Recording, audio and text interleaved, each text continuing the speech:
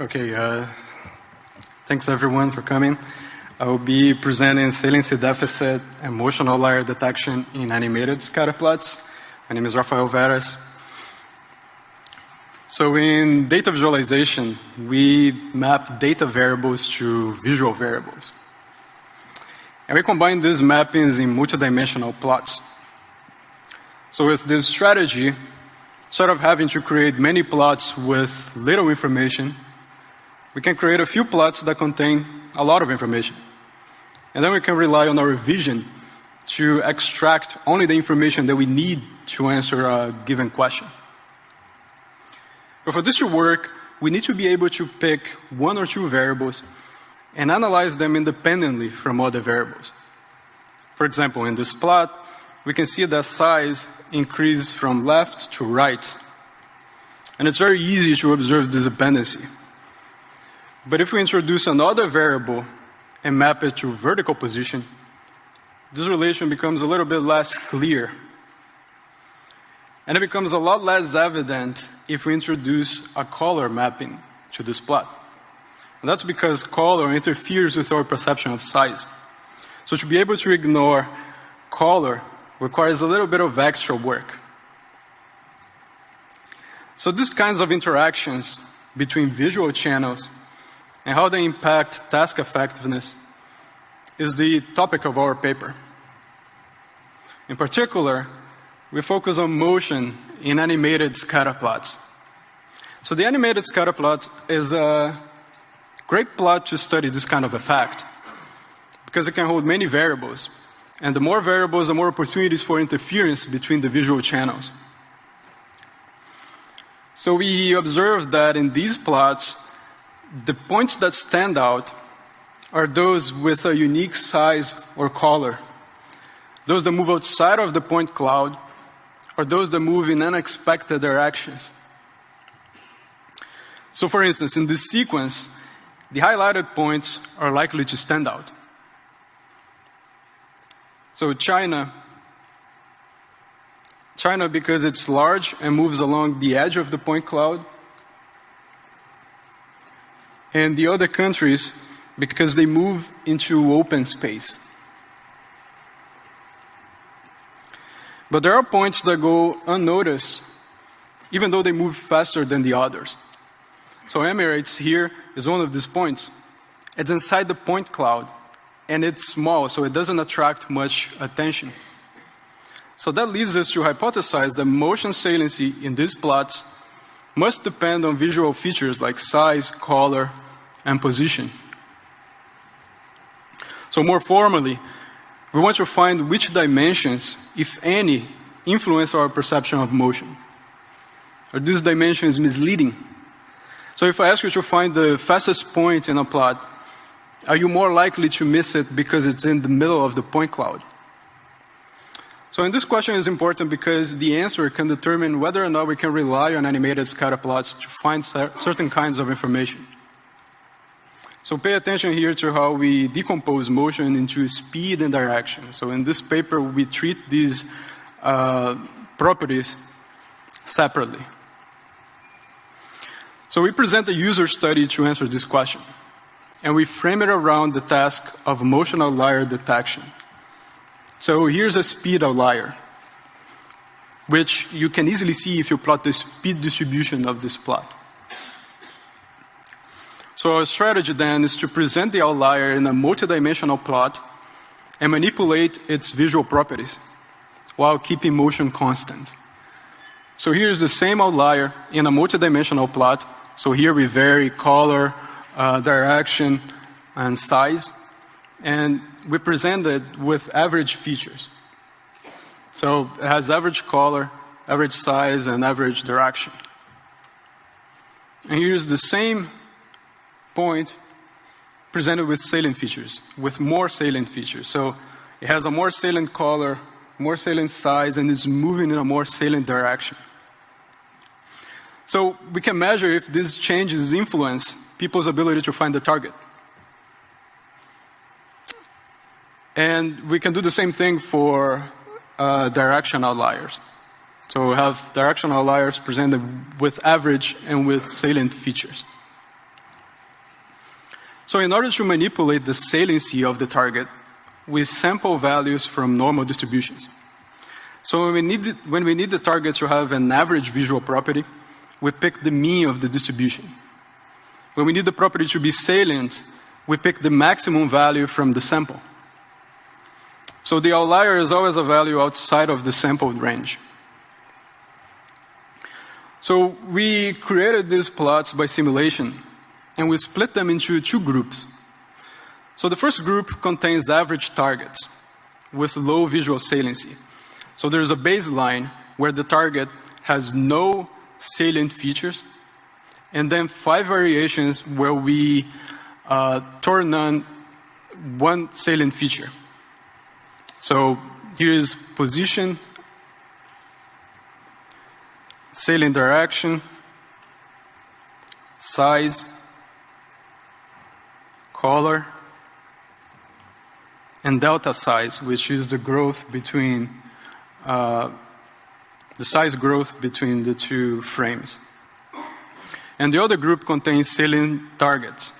So we have a baseline where all visual dimensions are salient, and 5 variations where a single dimension is average. So here's the baseline, and then we turn off position. Here is presented with average direction, average size, average color, and average delta size. And this is the overview of the experimental setup. So we have an average group and a salient group, and each has 6 conditions. So in total, we have 12 conditions. And in addition to that, we created 10 scenes. So for each of these scenes, we manipulated the target according to the 12 conditions that I described earlier. So what you see in this display is 10 scenes where the target is in the baseline salient condition. So this introduced variation to the experiment, right? Replication. And this is the task page. So participants were allowed to play the animation up to 3 times before they selected the target. Before they selected the target and submitted the task.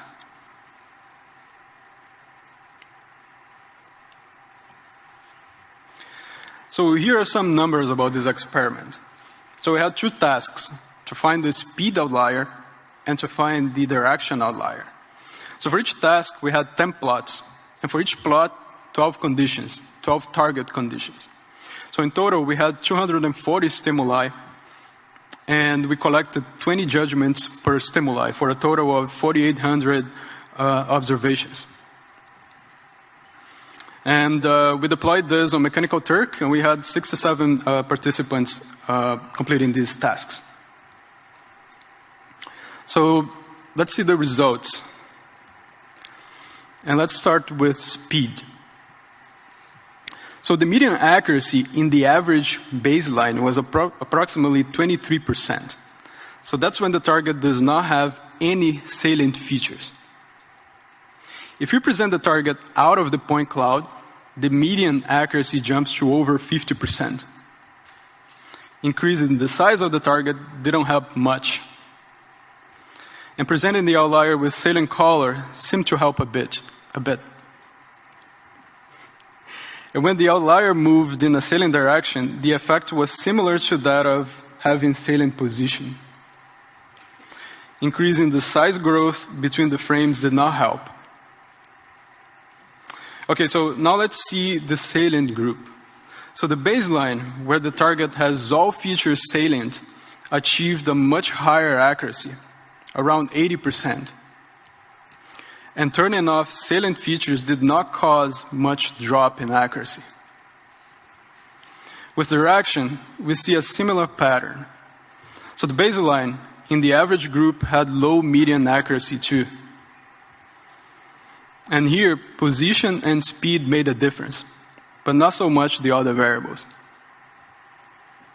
So when the target was all salient, the accuracy was over 50%.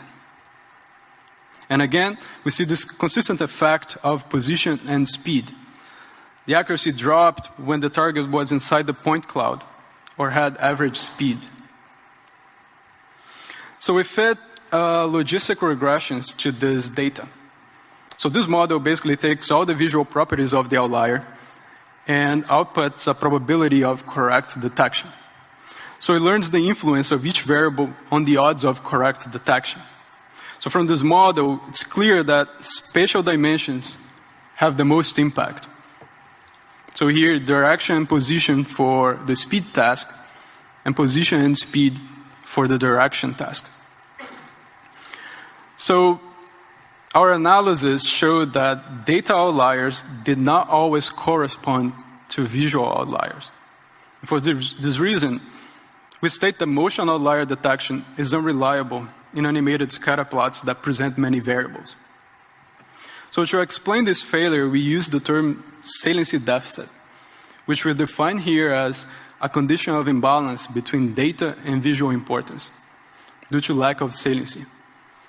And we characterize this as a violation of the principle of visual data correspondence from Kendallman and Scheidegger. So this principle states that important changes in data should yield salient changes in the visualization. So what does this mean in practice? Well, in plain terms, we asked participants questions about motion outliers, and half the time they were more likely to get it wrong. So we conclude that the animated scatterplot is not the best choice if the user needs to make accurate judgments about motion or discover motion outliers. And we encourage designers to consider alternative representations. So it's important to point out the limitations of this experiment. So first, we had a fixed value for outlierness. It's quite plausible that beyond a certain level of outlierness, there's probably no saliency deficit. Second, our scale ranges were informed by common practice. So you can see, for example, that we use the Viridis color map. But the design space is huge. So, for example, with a different color map, we could get more or less visual saliency. So the effect of color may have been underestimated. And we also tested outlierness in a single direction only. So all the outliers had much higher value than the average. So in summary, we manipulated the saliency of motion outliers and we measured detection rates. And we find that motion outlier detection is influenced by features that are irrelevant to the task. And we conclude that non-salient motion outliers can be hard to detect in animated scatterplots. So we invite you to read the paper, and there you will find much more information. Besides all the technicalities, there's an analysis of the patterns in wrong selections, analysis for the number of replays, and much more theoretical discussion. Thanks, and I'll invite questions now.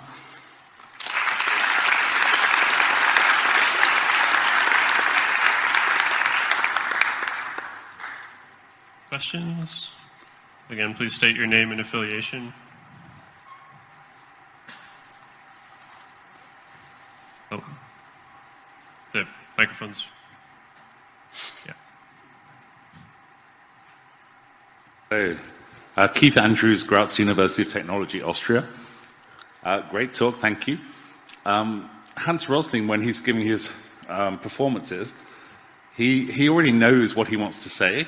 Like, he's already detected the outliers, and he tends to sort of highlight them with labels or outlines in red so that the audience can see them. And I think maybe what you're getting more at is not the presentation of the result, but for the analyst during the analysis phase. Is that right? That's correct. So for people making scatterplot visualizations, for analysts, we shouldn't rely on motion is the basic message, right? That's correct. So perfect. For general purpose, if you want to enable discovery of motion patterns, not all motion patterns. So we're dealing, the scope here is motion outliers, right? Then it may not be the best option. But it's important to point out that we tested up to 3 replays. So participants had the opportunity to see the visualization 3 times. So it's possible that if you see 10 times, maybe you will get the right answer. So the guideline is if you need fast and accurate discovery of emotional outliers, then it may not be a good choice. Perfect, thank you. Hi, Tim Harrison, DSTL. Really interesting work. I'm just curious, the animations you used were like about a second long. Right. And irrelevant to the fact that they did get replays, have you thought about looking at things where there was either the animation took longer, so they had more chance proceedings, and or just longer, maybe at the same speed, but longer duration things? Because there's quite a short thing, so I'm just wondering if it applies to other things. So there are several reasons why we did it short. So first, we wanted the best chance to actually detect an effect. If we made it too easy, it would maybe there was a chance that we wouldn't detect the difference because the task was too easy, and then it wouldn't matter. But the other thing is that you see we only have 2 frames, and these animations are quite long. So they are played in the context of, for example, the Gapminder data. There is so you're seeing the yearly indicators of countries from the 1900s to 2000. So in that long sequence, there is a huge number of these 2-frame transitions. And so in practice, they are played really fast, these 2-sequence transitions between states. So it's also for ecological validity. Can I ask a follow-up on that? Is it?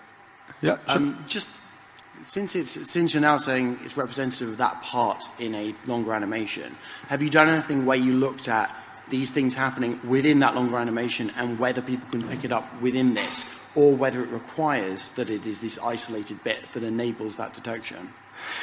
We didn't, but we do have a hypothesis for what happens. It seems like if your eyes are caught by some of these outliers that are really salient, you may actually miss a bunch more outliers because, I don't know, it's your attention is focused on one outlier, and then it takes a while for you to release, for that mechanism to release. So I think if this study is done with eye trackers, you may be able to get more insight into what kinds of things happen. What's the actual visual mechanism? So we have time for one more question while we're switching. Did you?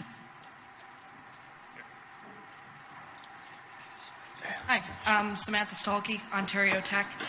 In your future work, are you looking at maybe using the predictor model that you had for assessing the probability of misdetection as, say, a tooltip that kind of users could turn on and then, say, have a range of, I want to see any outliers that have over a 50% chance of misdetection, and kind of finding that balance between how much additional information you'd be giving them if you, say, flagged the points by pinging an animation on them versus kind of the information gain they'd be getting just by having those additional points that they might otherwise miss?